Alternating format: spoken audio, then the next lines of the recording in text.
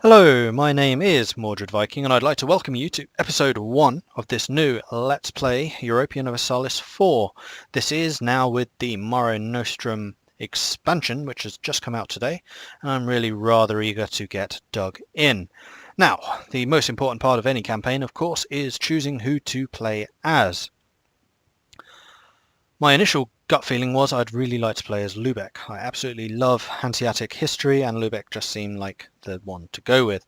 Merchant Republics in this version of the game have been quite significantly improved because they can now get trade leagues, which allows them to really expand their defensive capabilities and generate more trade and all the other good stuff. However, one of the other really big YouTubers, Quill18, has started a game as Lubeck, so we're not going to play as them. So I thought, okay, no problem. Who else can I go for? What about Holland? They're not actually a merchant republic, but once you break away from Burgundy, you can become a merchant republic. There is a decision to do that. I thought, okay, yeah, that's a good idea. They're a big trading power, like historically known as that, create the Netherlands and all that. Then Arumba started playing as Holland. No! Okay, so we're not going to do as Holland. How about Genoa or Venice. Venice was actually one of the most fun games I have played, but I'm actually going to be starting a multiplayer game later this evening with Genoa and Venice, so we're going to have a bit of a merchant rivalry going on there, so we're going to save that for the multiplayer, and we'll do the single player as someone else. So who else is actually left? Well, I was thinking Ragusa, but I don't know too much about the new mechanics, in particular the sailors. I don't know how likely it is that we'd be in a position to beat the Ottomans. I need more practice, is basically what I'm trying to say here. Because I also want to do a game as the Knights, but for the same reason I'm not going to. I need more practice. So that... Whoops, sorry, I just dropped something. So that kind of knocks them out of the running. And then I remembered there is one merchant republic, which is basically always forgotten. They're not even in Western Europe, they're not even in Central Europe. They're actually over here in Eastern Europe. It is, of course, Novgorod. And I have a bit of a soft spot for Novgorod, I must admit. I used to play a game called Patrician, and that was about the Hanseatic League, which may explain my interest in the Hansa. And basically, I had a trade route which would run from Lubeck to Novgorod, furs from Novgorod to Lubeck, metal goods and beer, back up to Novgorod, and I would make millions doing that. So we're going to play as Novgorod. Yeah. So, merchant leagues, what do they do? Basically, you can join, you can offer any one province minor to join your league, and what that will give you, and I happen to know Odiev is a good candidate, is, if I remember where it is, here we are, invite to trade league. They will do that, so we'll click on that button. Now, Trade League will cost us one diplomatic relations slot. However, that is for the entire league. You can have as many members and it will still just be that one slot, so that's fine. And it will give us plus 20% trade power on our light ships, which is good, obviously, because we use those to generate trade and move cash around. It will also give any province which joins the Trade League 100%, sorry, for any member of the trade league, not from the owner, which is me, the members, they get double local goods produced. So if we look at Odiev right now, they are currently getting plus 9% goods produced, so they'll be making more money out of their grain. Not the best trade good, but hey, it's something. And that is good for two reasons. One, it makes more money for them, which means they can have a larger standing army. And the other thing is it increases the amount of trade value which is generated in that province, which is then added to the pool of trade in the node, which is then shifted to Novgorod, where I convert it into cold hard cash. So yes, we definitely want to invite you into our trade league. Welcome! The other thing which trade leagues do is you have a permanent defensive alliance with all members. If any member of the league is attacked, all of the members will jump to defend. So we kind of need to add more people to our league in order to face off against Muscovy, Muscovy being the big bad wolf in this area, or should I say the big bad bear. So we need to look into other people to join. Yaroslavl is a vassal. Vassals cannot join. Tver has rivalry with me, so they can't. Riga might. I don't know. Now here's the problem. Riga is a member of the Lubeck trade group. Now I don't know if I can actually poach them away from Lubeck or not. kind of looks like that is possible, so we may start improving relations with them. But before we start doing that, we really need to get worried about Muscovy. They're big, they're bad, and they're probably going to go to war with us. So we need to start looking into who to make an alliance with. One pretty good option is probably Lithuania. They have not actually rivaled us, and they're actually fairly close to making an alliance, so we are actually going to improve relations with Lithuania. The other option, of course, is Poland, for similar reasons. Yeah, and especially if Poland and Lithuania do their personal union, they actually start separate, but there's a very good chance that they will join each other. So I think improving relations with Poland is another good option. So we'll start working on that alliance there. We probably want to think about attacking the Livonian Order at some point, though I've just noticed they would actually make an alliance with us. I really need to beat Muscovy early on. I can't do it alone. It says they would join the Trade League, but to join you have to be a one-province minor, so that's not actually true. I don't know why that's appearing, it shouldn't. Teutonic Order is our rival. Who are you allied with? You're rivaled with Pomerania. So who are my rivals? Well, Muscovy is the obvious one. Second up is Tver, because they rivaled us. And then the Teutonic Order, who has currently not got any allies and is rivaled with Poland. And they've rivaled us, yeah, of course they have. So being rivaled with Poland means that Poland's more likely to join us. So I think that Teutonic Order will be the third option. So we've just chosen the same people who have rivaled us, that's fine. Okay, so that's getting... Do I want to make an alliance with you straight away? I kind of do. It's extra men to fight against Muscovy. I really want to expand into the Livonian Order, but I need to win this first war, because Muscovy will be coming after us. Another option is the Golden Horde, or any of the steppe hordes really. All of them start out pretty strong, except Perm is a vassal.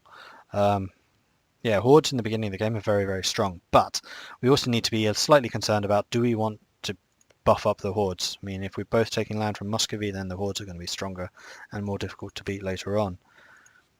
Really what it means is I need more diplomats. I think I will form an alliance with the Livonian Order, then I'll start raising relations with the Golden Horde, and then hopefully we'll have Livonians, Lithuania and the Golden Horde against Muscovy. That would be a pretty strong position, actually. One thing I've not spoken about is the ideas of Novgorod. They get +1 diplomatic reputation, which means it is easier to make these alliances and mercenary maintenance. So mercenaries are going to be a big part of our army, a really, really big part when we go to war. There are other ideas pretty good. Yearly prestige +1, always nice. Missionary strength +1, good. I mean, that is important because we are Orthodox and there aren't that many of us.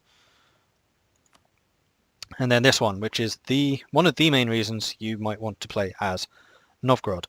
Plus 0.5 yearly Republican tradition. As a number, that looks tiny, but if you scroll up here and look at Republican tradition, you generate +1 only. So you are 50% more Republican tradition. That's very important because whenever you elect a new ruler, and that's every 4 years for a merchant republic, you have the option of re-electing the same guy, which will cost you 10 Republican tradition. And that is important because whenever you re-elect someone, they gain +1 to all of their monarch points. So this guy would then become a 4-5-3, which is good. Or you can elect a new guy, complete new guy, which doesn't cost you Republican tradition. They'll come as a 1-1-4. So really, really weak leader. But if you subsequently re-elect them and re-elect them and re-elect them, eventually you could theoretically come up with a 6-6-6. More likely to be a 5-5-6, but yeah, you can theoretically get these amazing rulers. So Novgorod is going to have even more amazing rulers than most republics potentially could. And Republican tradition is an absolute thorn in your side, usually, because every point of Republican tradition that you are under 100, there's no like lower threshold, it is 100 or nothing, is 2% more stability cost. So stability becomes a real problem for republics, although Orthodox actually makes it cheaper, which is nice to see. So generally when you're at high tradition you want to maintain high stability so that when you're at low tradition you have a bit of leeway to lose some if you have to. Also you get unrest, and if it ever drops below 50, then I think you start having a chance of becoming a republican dictatorship, and that has a chance of becoming permanent, so you can never become a republic again. So that is something you do need to legitimately worry about. Okay, next thing we need to look into is trade. We currently have 4 barks, and you can see up here there is no protect trade currently. Instead we have this select missions, and that comes with new mission types. So we have the usual ones: protect trade, privateer, hunt pirates, explorer, etc. But you also have these 3 new ones. Hunt enemy fleets is basically telling your fleet to sail around and actively hunt down enemy fleets that you're at war with. So that's good. I mean, England's the best example here. If you just want to have a roaming fleet that's around to hunt down enemies, then that's what you want to do. You then have blockade enemy supports, which is fairly self-explanatory, except this is now done on regions. So if you hunt enemy fleets, it'll select like this whole area, and it will automatically roam and kill stuff there. Likewise, blockade enemy ports would then blockade like the entire coastline of an enemy rather than just one province, then having to manually split up, and yeah, it's really annoying. Then finally you have intercept enemy fleets, which is telling your fleet to stay in port unless a fleet of transports is spotted, in which case they'll nip out and engage that enemy fleet with the transports to stop enemies landing. So as Britain, for example, you may want a main battle fleet, which is your hunt enemy fleet, so that's just kind of roaming and hunting people down. Then a more quick one, maybe a group of 20 or 30 light ships, which are intercept enemy fleets. They'll intercept the transports, then your roaming battle fleet will come in and destroy them.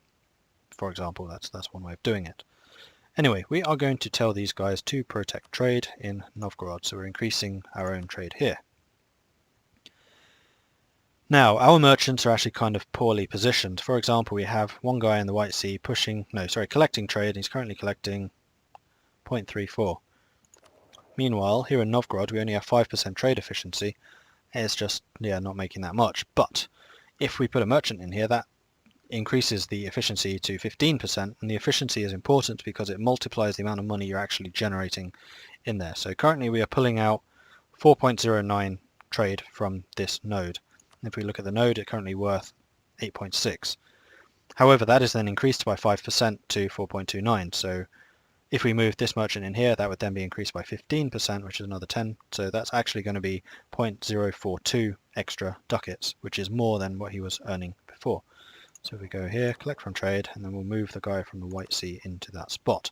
The other 2 merchants in Kazan and Kiev are just pushing money forwards, and that is totally fine. One thing I should mention is because Odiev is in our in our trade league, they contribute 50% of their trade power to us. So now it's currently 18% when they actually accept, and that goes through because we haven't unpaused. That should go up to about 20%. I did play a very, very brief test game. Didn't go very well. Didn't go well at all. This is already much, much stronger, and that's saying a lot. Right. I think we're on the verge of being ready to unpause. No, we're not. We need more troops. So currently we have a force limit of 13 of 18. Sorry, force limit of 18, of which we have 13. We are going to go up to the force limit in cavalry. And the reason for that is if we do go to war with Muscovy, our mercenaries are going to be infantry. They're just much, much cheaper. So we want our actual manpower going to cavalry. So we can get another 5 cavalry, which will actually still be a good balance, 10-3. So we would then be at 10-8, which is fine. So 1, 2, 3, 4, 5.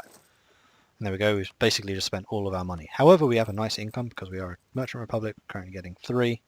Don't know why it says 8 there, not sure. And once this ship goes out, we'll make more. We're going to reduce our maintenance, which means we're going to make even more, and we're going to turn our forts off. We are not at war, and they don't need to be on. So now we're making 6, which is excellent. So it's time to look at some advisors, which we can't currently afford because we have no money.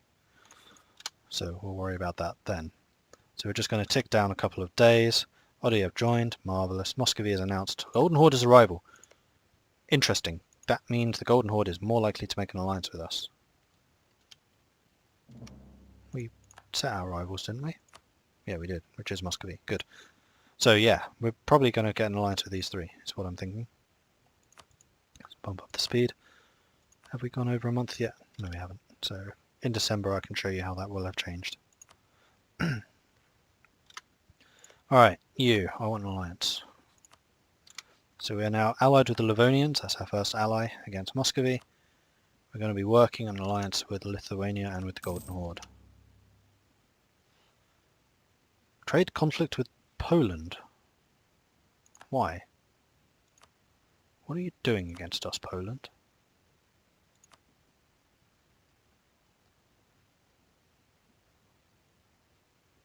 I don't know. But...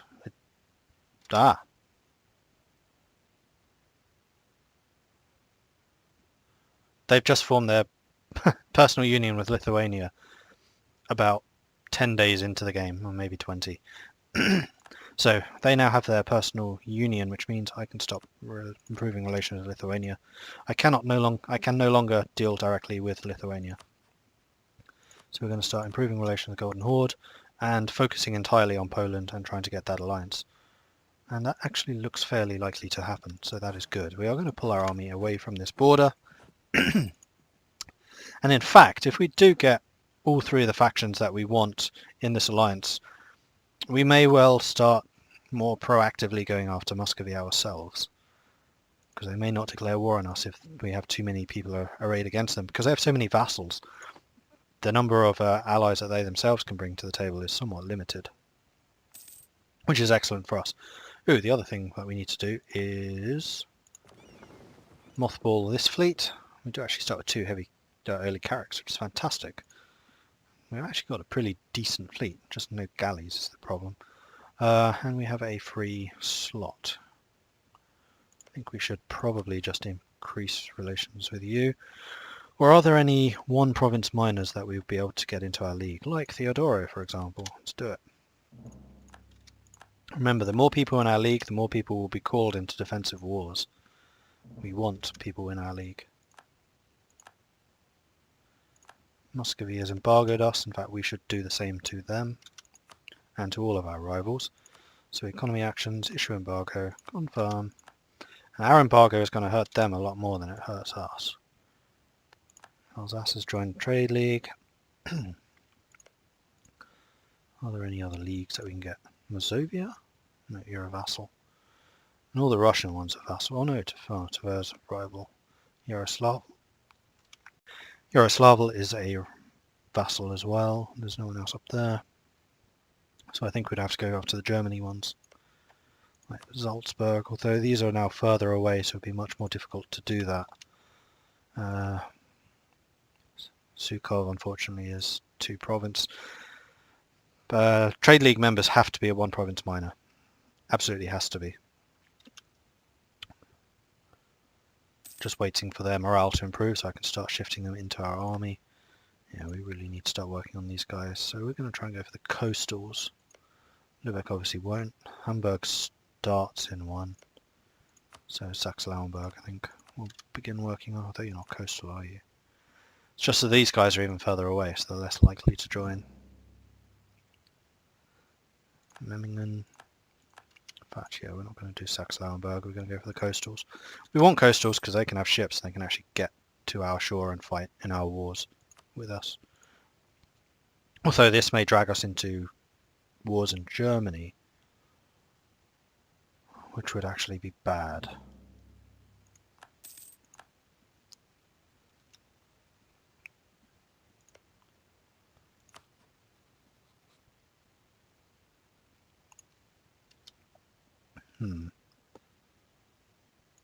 No, I think it's still okay to go with these. Who would be the easiest Stade? Probably. Start improving relations with Stade. See if we can get that. Right, you guys can move there. Good. Right, now we just need to kind of keep an eye on these and get the alliance when it's available. More likely to get one with Poland than with the Golden Horde, but none of these guys are rivaled against each other, which is excellent. Right, let's group all of you. Muscovy has declared war on Tver. Sukhov are claiming some of our land. Didn't think you could do that, you're a vassal. Oh, I guess vassals can, yeah. Claiming has worked, now works differently. I won't be able to show you precisely how it goes, but if you go here to covert options, you no longer can just fabricate claim. Or you can, but it's different. You now have this build spy network, and what spy networks do is over time they build up covert points, and you then spend those points on the different covert actions. Many of these are only available if you have espionage ideas, of course. But now you can spend 10 covert points to fabricate a claim instantly. Although you do still need to have a one that you can do. So on the Livonian side here, we could only do Raval and Narwa because we share a coastal region with them. Civil War in Novgorod in the 14th century, witnessed the start of Novgorod's long struggle with Moscow for supremacy. Internecine? That's a new word. I've never seen that one before. I'm going to guess it means something like internal.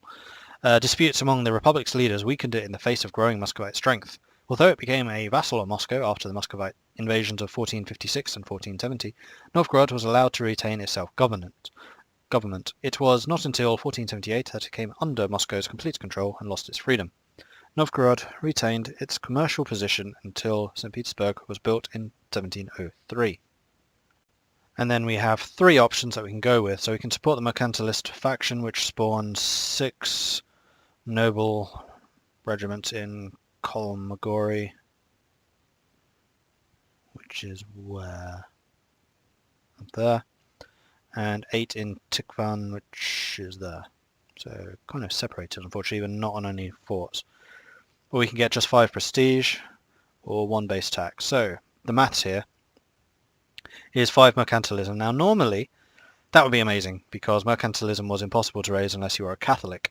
However, they have now added a way of actually raising mercantilism. Here you go, there's a new button. Raises it by 1%. However, that does cost 100 diplomatic power. That's bad. So this is essentially saying that is worth 500 diplo power, which is pretty strong. The other one is 1 base tax in Tikvin. So Tikvin, we click on it. It costs 62 admin, diplo, or military to raise it by 1 point. So it's basically 500 diplo, 5 prestige, which is rubbish. You can just raise prestige in other ways, or 62 of anything.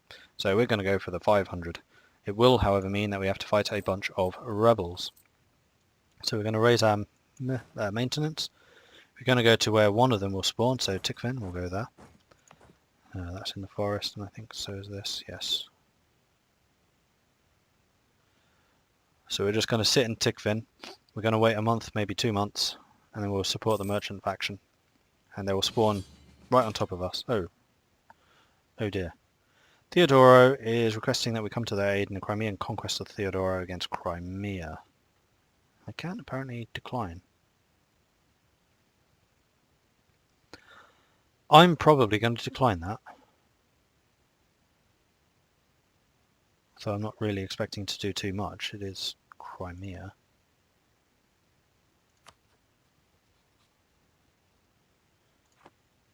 Crimea and Nogai. Nogai's there, Crimea's there. I doubt they can reach us. So yeah, alright, I'll accept. I'm expecting you to die though, I'm sorry.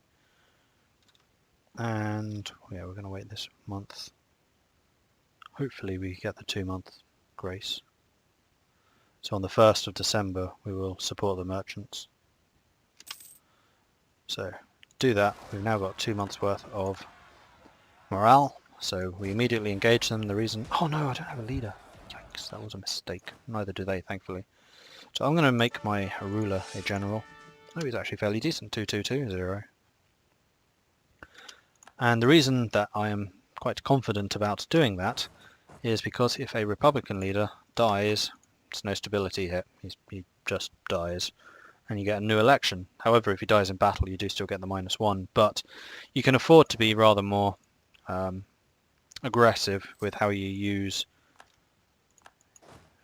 those guys. I just realised he's standing in the wrong province. He's actually up there. That's a unit positioning error.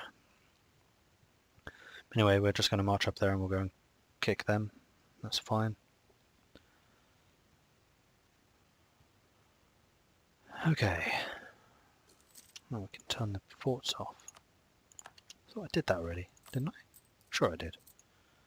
Oh right, we're at war. That's why they were turned on. Yeah, I'm sorry, mate, but there's nothing I can do for you, and I don't think I particularly want to either. Oh, you have other allies, though. Oh, right, the Trade Republic, so Odiev is there. Oh, he's still pretty isolated. Theodora, Novgorod, Odiev, and Trebizond against only Crimea on their own. And there we go, we've defeated them. We're going to consolidate and then detach, and then move these guys away so they're not suffering the attrition which comes from being positioned there. We were in Russia, attrition is going to be a constant threat.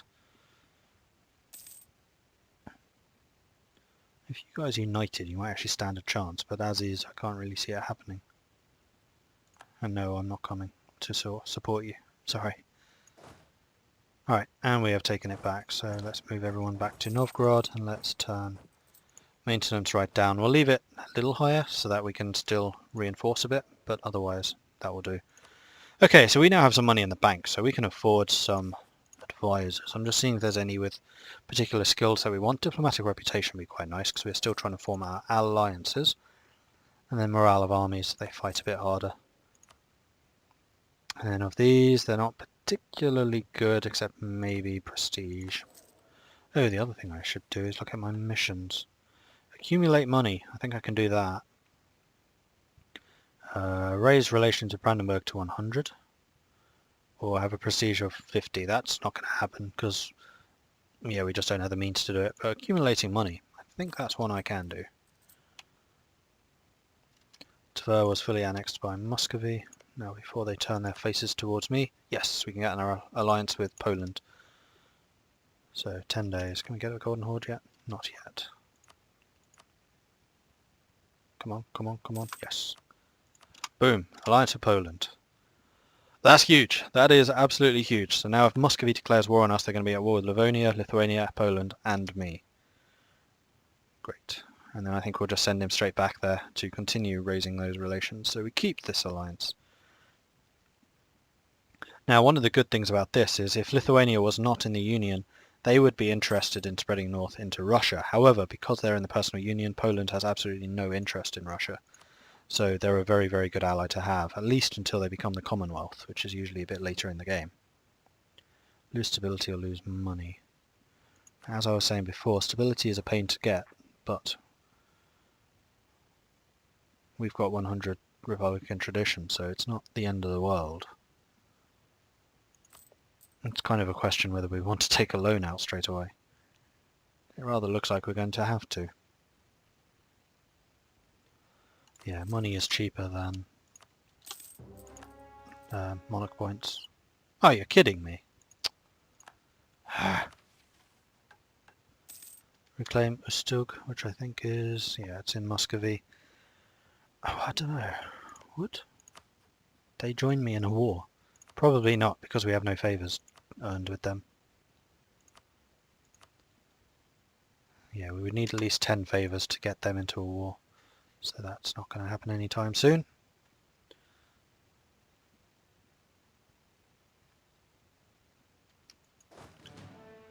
I could actually earn a bit of land tradition just by going after Crimea.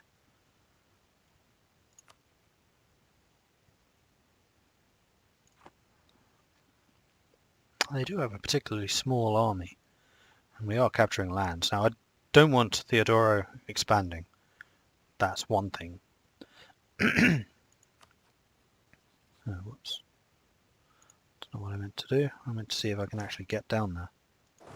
Oh, I can. Ah, screw it, let's go. Do something good for a change. Cost us a bit more money, which is not that great, but a bit of land tradition never hurts.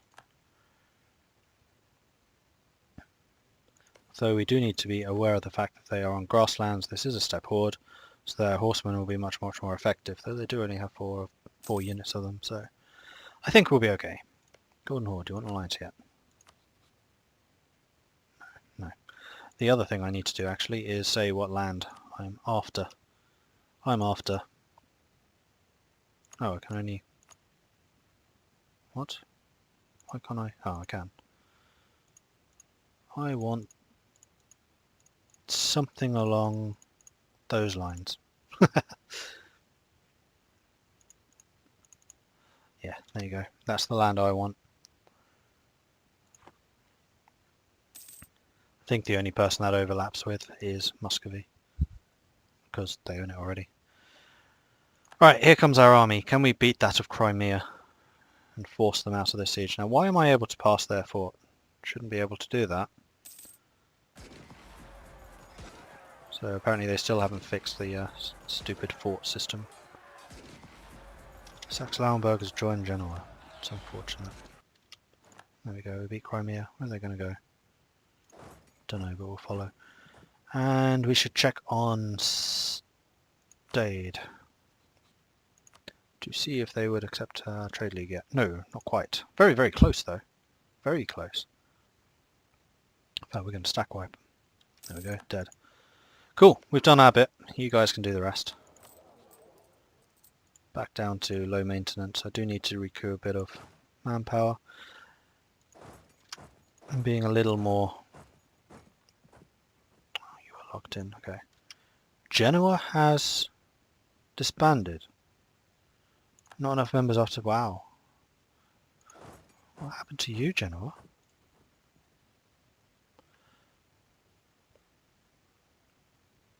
Oh, I wonder if they went into negative prestige. Nope. Because if you go into minus 50 or more negative, then you lose your position and it will go to another merchant republic in your trade league. Oh yeah, I don't need to destroy Lubeck, I just need to destroy their trade league. So I need to poach all of their members, and then when their one is disbanded, or I need to reduce them to 50 prestige, minus 50 prestige, which you could do through wars, I guess, and humiliations. Then I could make them join ours. And I think that would be the right and proper thing to do. You know, we've got to keep them in the Hansa, we've got to keep the Hansa strong. Anyway, I think that is it for this episode, so thank you very much for watching. We are close. I think we're in a position to beat Muscovy now if they did declare war on us. And we're getting pretty close to getting Golden Horden. No, not really. We just need to generate favours, and we do that over time just being good allies. So if Poland got into a war, we would support them for sure. Although it would be difficult if it was against Denmark or Sweden. The other thing we could do is now support Sweden's independence to get them away from Denmark.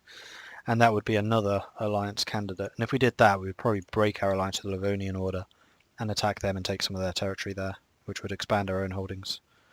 And more land would be a good thing. Anyway, thank you very much for watching. If you are enjoying this series, then please do throw me a like and a subscribe. That would be very much appreciated. I'm still trying to grow this channel, and you would be helping out an extraordinary amount just by doing that. Likewise, if you have any tips or advice, I'm always very happy to read those and respond where I can. And yeah, it's always good fun engaging with you guys, so please do keep those coming. In the meantime, I'll catch you next time. Goodbye.